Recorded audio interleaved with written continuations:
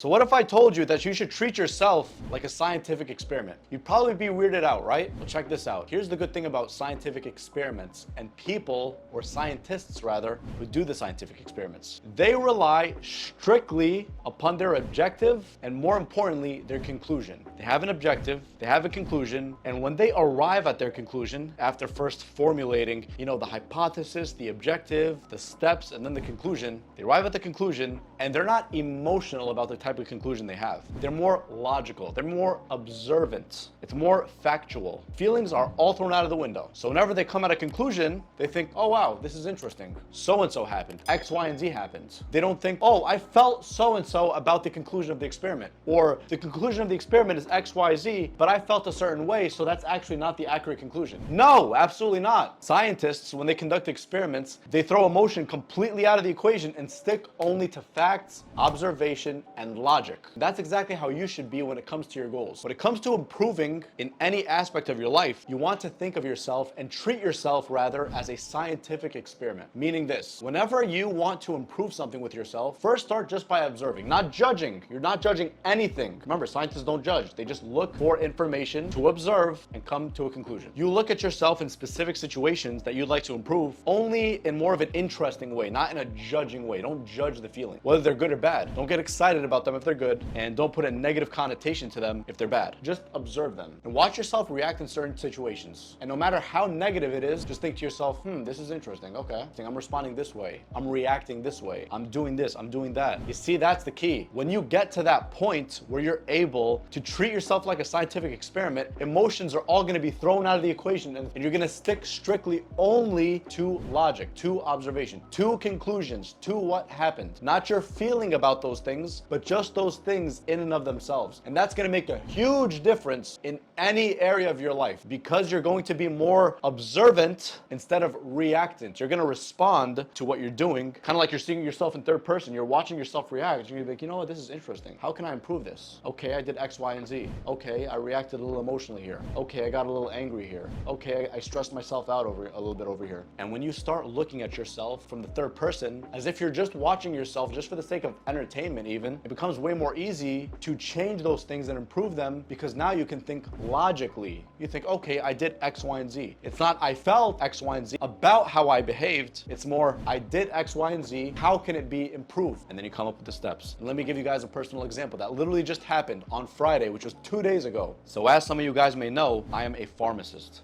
I'm a pharmacist, and I worked as a pharmacy manager or supervising pharmacist at an independently owned pharmacy. Not like Walgreens or CVS. And by the way, guys, if you fill your prescriptions there, get the hell out of there, because they're horrible companies. But anyways, an independently owned pharmacy, and I work there. It's not too busy because it's mom and pop. Sure, we have our days, but generally speaking, it's more relaxed. And here's one thing I really hate about work. I really get irritated with the phone, especially when it's the same patient calling us a million times, asking about the same goddamn medication when we told them we're going to take care of him or her. So sure enough, come Friday, we had one of the patients and she needed her anxiety medication, and she called us like a million times. Let's just call this woman Miss Smith. Obviously that's not her name, but let's just call her that. Miss Smith called us once, let's say at 11 a.m. She called us another time. She called asking us if her medication's ready or if her medication was sent from the doctor's office. We told her no. Hang up the phone. She calls again in about a half hour, 45 minutes. Hi, is my medication ready? No, Miss Smith, sorry. We'll get to it just like we promised, and I'll call you back. Okay. Hangs up. Another 15, 20, 30 minutes even. The phone's ringing, and it's really irritating me because I hate the phone. Beep, beep, beep, beep. Pharmacy, is Sam speaking? Yeah, hi. I'm Miss Smith again. I just wanted to know, is my anxiety medication ready? Miss Smith, we discussed this. Yeah, Miss Smith, just like I discussed. I'm going to be able to help you with your medications, and I'm going to dispense it, but just give us a couple of minutes, at least 15, 20 minutes to get it done. We just have to make sure it comes from the doctor's office, and once it comes, we will prepare it. Hangs up the phone. Another 20 minutes. She calls for like the fourth time. Beep, beep, beep. Pharmacy, is Sam speaking? I'm gonna help you. Yeah, hi, I'm Miss Smith again. I just wanted to know, did they send over the prescription? Yes, Miss Smith, they sent it over. We will take care of it just like I promised, and I was going to call you once we finished it. And then that's it. She hung up the phone. I hung up the phone. That's it. What happened in that situation annoyed the hell out of me. But before Friday, I used to respond way worse than that. Something about a telephone that just keeps ringing and a loud telephone, I just hate it. It really irks me. It annoys me. Or any noise even. If I hear people speaking in the next room and like the room right next to mine and I want to get some sleep, but they keep talking, that frustrates me and it's like, I'm being annoyed. So prior to Miss Smith calling about her anxiety medication, my response from before used to be way worse. And this literally just happened one day before because I was watching a video on how to improve yourself. And the way to do that is by treating yourself like a scientific experiment. What I used to do before is I used to get so reactive when it came to the phone calls, and especially when a patient would call 3 or 4 times. Every time I'd hear the pharmacy phone go off, I'd go nuts. I'd be really upset. I'd want to punch a wall because it's really loud, and all of a sudden, beep, beep, beep, you're assisting another patient, beep, beep, beep, beep, beep, beep. Pharmacy, please hold. Pharmacy, I'm assisting another patient, please hold. Or sometimes it's the same guy or the same woman who calls several times in a row, just like Miss Smith did. You have this other patient, every single day, I shit you not, he calls us. Every single day he calls us. I get surprised when he doesn't call us for a day. Let's call this man Mr. Williams. Mr. Williams calls us about 4 times a week. Yeah, hi, I'm Mr. Williams. I just wanted to know if my medication would be ready. No, Mr. Williams, it's gonna be ready in 2 days. That's when your insurance covers it. Oh, okay, thank you. Hangs up the phone. Calls the next day. Yeah, hi, my name is Mr. Williams. Got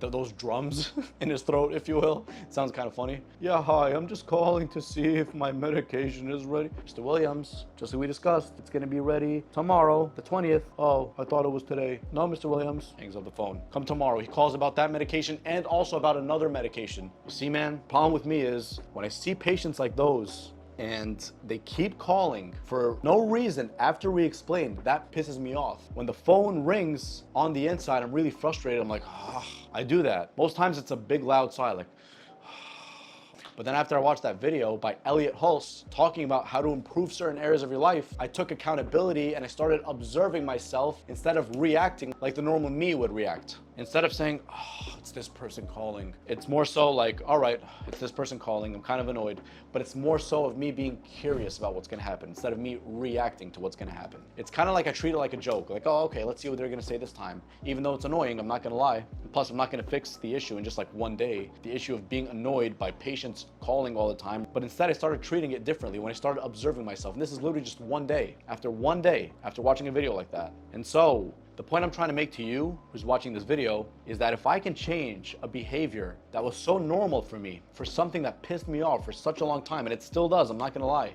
just by being observant to how I'm reacting, instead of being emotional or reactive towards what's happening. Instead, when I approach it from the third person and I treat myself like a scientific experiment, thinking about what will happen, and then making a logical conclusion, an observational conclusion, not an emotional one like most people do, like what I used to before this. When you do that, you gain your own power because you get to make logical observations first, then logical conclusions, and then when you make those changes, you start responding to things in a different way. Maybe literally just a day before that, a day before Friday, which was Thursday, I would have been like, of course she's calling for the 4th time. She's really annoying us. And I would have been like, yes, Miss Smith. Yes, we discussed. It's going to be ready. Yes, okay, bye. I'm not going to lie. That would have been me because I'm annoyed. It's like, she's calling us 4 times and we said it's going to be ready, but she's annoying us. Instead, this time, I took a more logical approach, a non-reactive approach, looking at myself in the third person, and I'm saying, okay, this is annoying me, but I'm looking at myself, not judging, just seeing what happens and coming to a conclusion. And then, surprisingly, I was able to change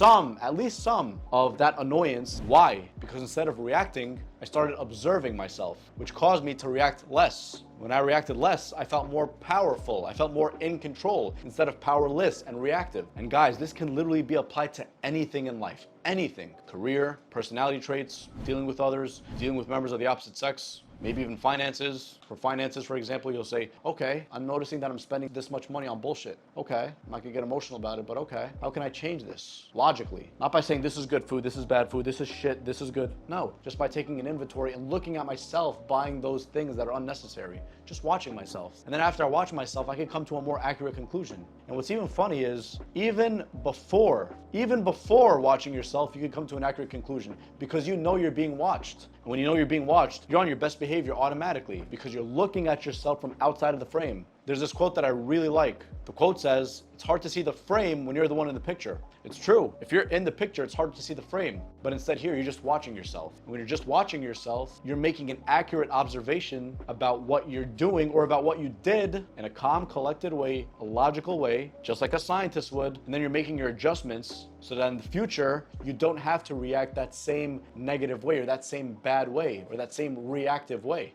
So the next time, before even allowing yourself or giving yourself the opportunity to react negatively to something, allow yourself to respond by pretending you are watching yourself responding or reacting in a certain situation. You're completely neutral. You're on no one's side. You're not on the reactive person's side, and you're not on the responding person's side.